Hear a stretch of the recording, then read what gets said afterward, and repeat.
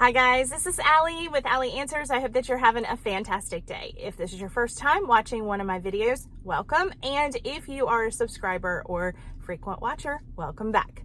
If you haven't yet subscribed, I hope that you will, and you are welcome to give me a thumbs up or comment down below because it means that more people will see this video and we can do more good. So I usually try very hard not to be negative, but today, we're going to talk about a warning, a caution. If you love someone with dementia and you go with them to the doctor, this message is for you. And if this message is really for someone else and you know that person, feel free to forward this message to them. They need to know. Something I recently dealt with is something that I have seen many times in the past, and that is when the wrong words are being used. If the wrong words are being used, it can actually cause a lot of problems down the road. So I'll give you an example. Let's say that the loved one is dad. Dad was a person who was always in charge. He is used to being in charge. And now with his dementia, his wife has had to step up and she has had to be more in charge. That causes conflict between mom and dad. In addition to that, dad gets upset when he's told what to do. But guess what? He is forgetful and he needs cueing. And so there are times then he's going to get upset. When he gets upset and frustrated, he is not being aggressive and he is not being combative. It's normal for people with dementia to be frustrated with their caregivers and to even yell at them or act out much as a child would because they don't want to be told what to do. It's even more so a case where the person was the one who is in charge in the family. It is really upsetting for someone like that to be told what to do, and it wears on them. In addition to that, the stress of the loved one who has never had to be in charge, never had to handle the finances or major decisions, that is very stressful for them. And so what I see sometimes in that dynamic is that stress gets transferred from the caregiver back to the person with dementia, and then they're just going at it sometimes. They're just fighting, they're bickering, they're arguing. And here's what I want to say to you. Whether this is a situation that you recognize or whether it is a parent-child relationship or a sibling relationship, when someone with dementia is argumentative and frustrated and angry, first of all, my best advice is back off.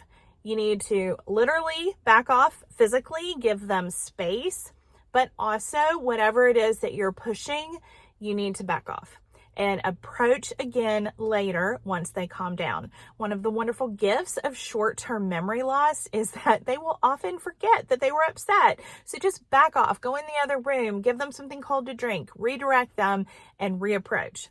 But here's where my real important message is.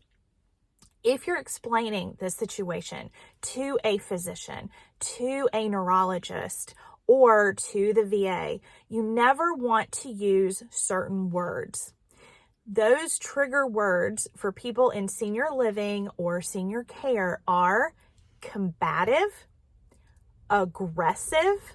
You don't want to use the word rage either. So from the caregiver's perspective, all of those things may seem true, but what you're describing when it comes to someone who has dementia is someone who's not just upset and frustrated and angry and having a temper tantrum like a child would or like any of us would. Let's be real. Everybody gets angry and everybody loses their patience.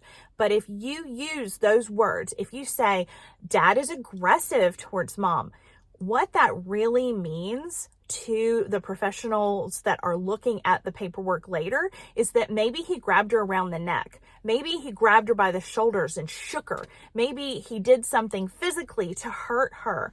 Aggressive and combative is not frustrated and angry. So let's be very cautious about using those words because down the road, that can actually prevent Dad from getting admitted to a memory care that he needs to go to or even to a nursing home. Those words get to be part of the medical file paperwork and they get passed around and sent back and forth. All of a sudden, things like the police were involved on paperwork. Really, maybe the police were called because Dad wandered and we were looking for Dad and the police helped us look for Dad. If a physician or social worker or someone of that nature sees that that law enforcement is involved, then they are thinking about it differently. They are picturing it way worse than it actually was. So again, we never use the word aggressive. We never use the word combative.